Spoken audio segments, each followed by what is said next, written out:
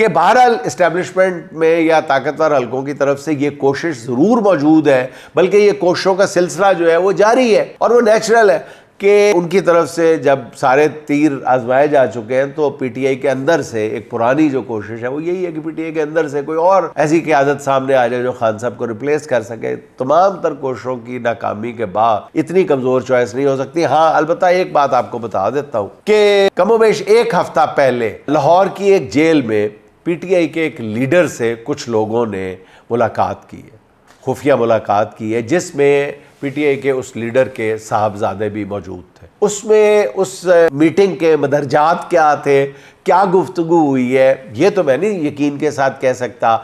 ये भी हो सकता है कि उनको मतबादल के तौर पे सामने लाया जाए और बाकी केसेस में 3 केसेस में उनकी इकट्ठी ज़मानत लगी हुई है, वो ज़मानत करवा दी जाए, पहले वो ज़मानत पा चुके हैं। ये भी हो सकता है कि उनको अडयाला भेजा जाए इमरान खान को बाज़ बातों पे रजामंद करने के लिए। ये दोनों बातों के इम्कानात जो है ये 50-50 है नाज़रीन, ये मैं आपको बता रहा हूँ।